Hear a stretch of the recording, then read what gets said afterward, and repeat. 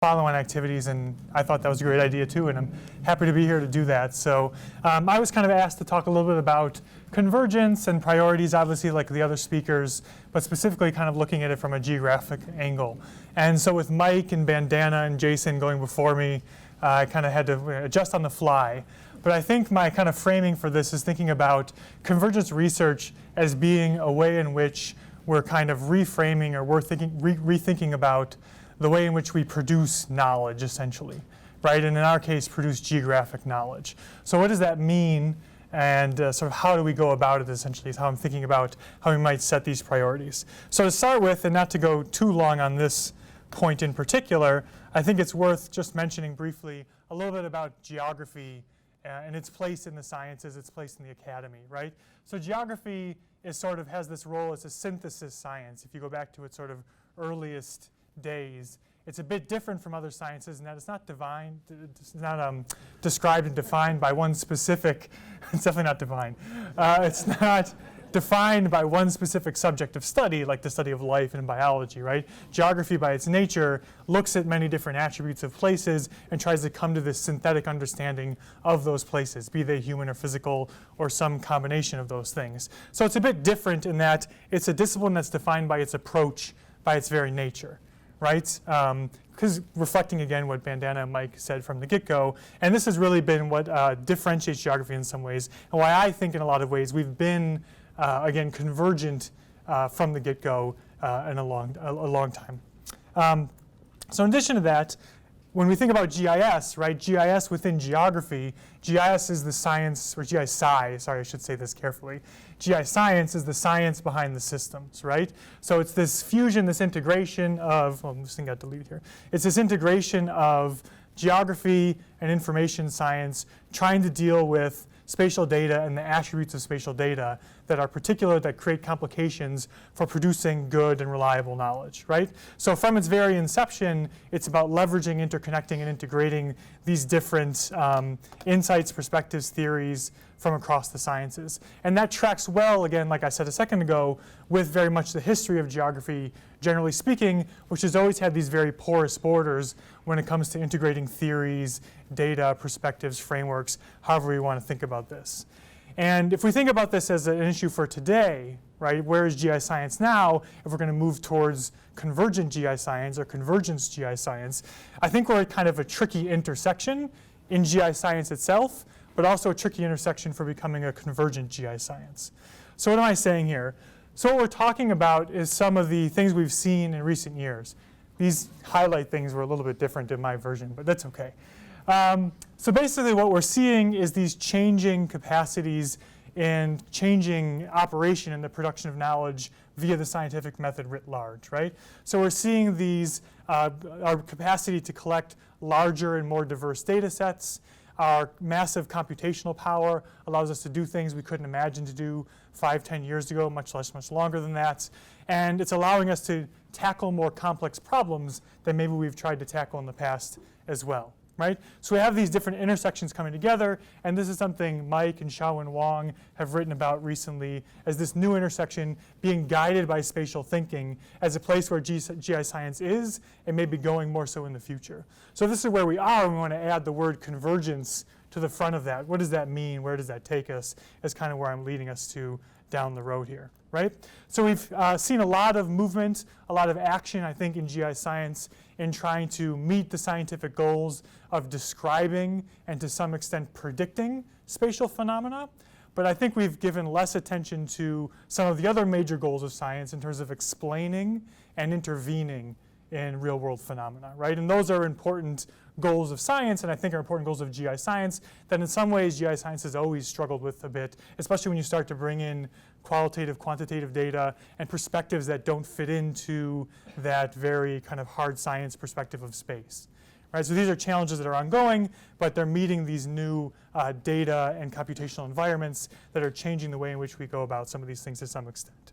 So the question then becomes, well, if we're moving again, if we're trying to have this momentum, how are we going to sort of manage this traffic, right? So we're in this moment where GIScience is bringing different paradigms of science into contact. So I think in addition to having this different sets of data, if you take this argument from Hay about the 4 paradigms of science, kind of your classic experimental science where you can control lots of things and you can do case control, you can do controlled experiments, versus a computational approach where you use simulation to derive understandings about what's going on, versus a big data approach where instead of using that simulation approach, you're using kind of large data sets to look for patterns to try to predict or explain what's going on in the world, right? So there's fundamentally different ways to come at problems. And with our new computing capacities, data capacities, I think those things are starting to mix together more so. And it's not necessarily easy to talk across those paradigms. If someone's working and they're creating new knowledge by using simulation versus someone who's in a controlled experiment kind of science versus someone who's in a big data kind of science, and you try to just mesh them together, even if they are using spatial data, is not necessarily a non-trivial thing to get those different approaches to science to work well together. But fundamentally, that's kind of what convergence is about and trying to do, right? So I think rectifying that or thinking about that is a priority when you're coming up with a new production system of knowledge in geography, in geographic information science, right? So this is kind of the challenge of managing this traffic of convergent science, of convergence in geographic information science. So the way I think about this in some ways is you've got this very integrated, very connected discipline already. It's got a subfield that's connecting out to other disciplines, GIScience, and now science as a whole is becoming more convergent and having these new capacities that we haven't had before. So I kind of have this analogy in my head of often you have a hurricane moving slowly over the landscape, doing lots of crazy intermixing and mingling with what's going on in the atmosphere, on the Earth's surface, so forth and so on. But in some of those bands, you also have tornadoes whipping up and mixing things together there. And that's kind of, GIScience has always been this integrative tornado working in this larger hurricane of science, right, and trying to produce knowledge in this way. So if we're trying to push these two things together, how do we sort of come into contact with some of our major questions and come up with priorities as we seek to build this new system of knowledge production that is going to be convergence in a science that's also supposed to be more convergent if we're following what the NSF wants us to do. Right, so these are kind of the questions in setting the priorities. And if you look at the reports that was passed out with the workshop that was very helpful from the National Academy of Sciences, kind of talking about what are some of the priorities and what are some of the things we need to do, they basically kind of knock down this list, which I put into sort of 3 categories, right? There's kind of an existing agenda or existing discussion of convergence research around this idea of setting up institutions and incentive systems, basically environments that enable convergence, to allow people to talk to each other, to allow people to be near each other, to work together. And there's also sort of a larger cultural question of shifting the idea of working in a silo or working in one particular scientific approach that I was mentioning before into working in this integrated way. And then there's obviously this element of education, training, and people, right? So I think taking these as kind of the different things that exist out there already, how do those link in with GIScience, with this idea of convergence, and where does that potentially take us? What are some of the important priorities within that, given this mixing, intermingling tradition, and where we are and where people are already in terms of the convergence? So how do we basically bring this together? So if I shift this into thinking about what are our priorities for GIScience with a question mark, I kind of take these as reference points and then build them out. So being sort of an economic geographer in background in some ways, I think about this again as sort of like a production system kind of question, yeah? So ultimately here, the framework that I really like for this comes out a group in Harvard, and now one of the people has moved to MIT. And they essentially talk about regions that are particularly economically successful are able to produce a lot of different products, a wide range of complex products. And why are they able to produce a wide range of complex products? Because they have a diverse set of skills, essentially, right? A diverse set of knowledge that exists in those regions. So the analogy they use is a Scrabble metaphor, right? So imagine in Scrabble, if you've got a wide, diverse set of letters, you can make different words, right? And the more letters you have, the more words you have, right? The more skills you have, the more products you can make. But it's not just about diversity, it's also about complementarity between those letters, and it's also about the rarity of certain letters. When you have an X in Scrabble, you can make xylophone, I think that's physically, it's possible if the phone is already on the board, right? So you can make these complex products that you couldn't otherwise make.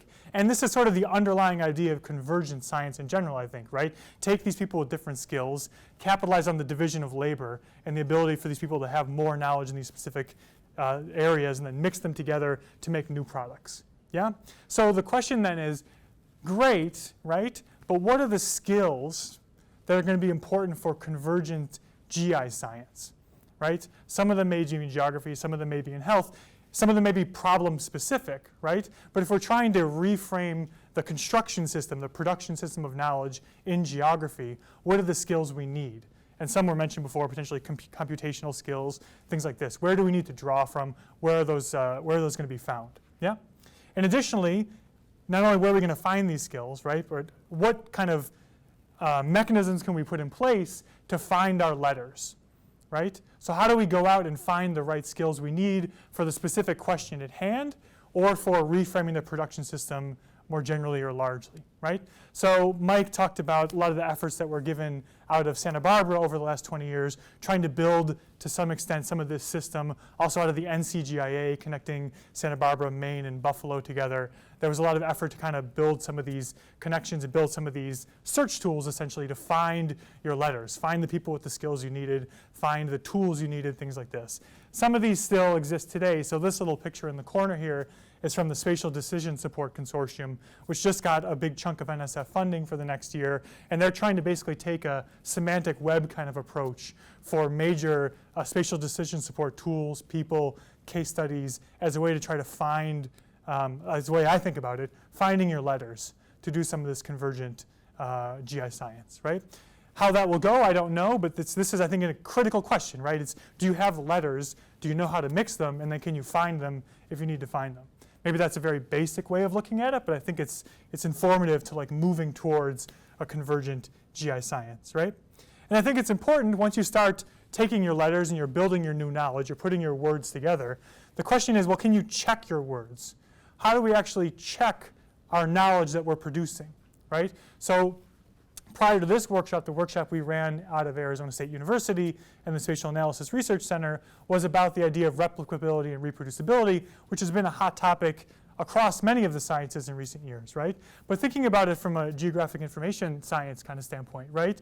If we're reshaping the knowledge production system to be convergent, to be mixing these perspectives, to be mixing these skills, right? Will our conventional means of giving credibility to that knowledge hold up, right? Can we use things like reproducibility and replicability in the geographic context, and more importantly, in a convergent geographic context? Are there certain types of questions that we just will not be able to apply them to very well? Do we need different systems of knowledge checking, essentially, right? So building on some of Jason's ideas about provenance, for instance, or just other kind of general questions. And one of the important kind of roots of that question, I think, is about what type of questions are we asking with our convergent GI science? What are those compelling problems, right? And importantly, are they in situations, reproducibility works best when you've got when you have an originating researcher and a replicating and reproducing researcher, right, who are both working with the same sort of scientific approach, right? I do lab science, he or she does lab science. We both know how to do lab science. It's going to be smooth, right? But if this person does lab science and this person builds knowledge by simulation, it might be tricky to translate those things back and forth to each other, regardless of how good the provenance is, because they're just using very different frames of knowledge production. But in addition to that, it also works best when you have a high control situation. You can control the different variables, and you have a low complexity situation. There's kind of one root cause, for example, right? But a lot of the geographic problems that we're interested in, a lot of the compelling problems that face society and have societal import are low control situations and complex, right? They don't exist in this kind of bottom end of a complexity controllability section over here in A. They exist over here in the D section, right? Where you've got high complexity, low control. It's much more difficult to replicate and reproduce knowledge and check knowledge in that way, right? And even if we could, right, you're often doing things that are geographically and temporally specific, which adds additional questions to, is this the right mechanism to check our words, to check the knowledge we're producing? So as we move in this convergence direction, I think there are a number of different sort of challenges that exist around what are the skills, finding the skills, being able to check the knowledge we produce in the way we have in the past, right, to know that we're producing knowledge that's useful. And then to wrap that up, I think what are we seeking is an important question, right? We want to address these compelling societal questions that usually have high complexity, usually have a little bit of control, but I don't think is necessarily a given what our actually objective is in answering some of those questions, right? Do we wish to describe? Do we wish to predict? Do we wish to explain? Do we wish to intervene?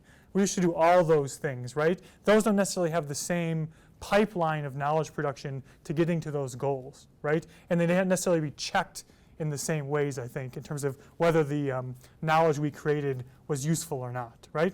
So if you consider the question of health and disease that was brought up before, right? It's very different if the focus of your geographic inquiry is to explain the cause of a disease or to administer an effective health system, right? And if you want to use convergent GIScience for one of the other of those objectives, you might go about it in very different ways, I think. And obviously they're not unrelated to each other, but if the main objective of your project is one or the other, you're asking for different letters, you're chasing different words, and you're probably trying to check the knowledge in different ways, right? So I think that's important, and it rounds back around to what kind of training do we want to do? Are we worried about training people to run systems? Are we worrying about sort of educating and training people to answer causal kind of questions as well? Are we doing both? Is there a divergent path within a convergent GIScience if it reframes how we train and educate in the academy or beyond in that sense as well? So I'll kind of leave it there. I don't have the answers to those questions, obviously, but hopefully our discussion will carry in that direction as well as with more instances of specific questions that spin from them. So thank you very much. Hopefully that was helpful, and I'm happy to take questions, I think, at the end.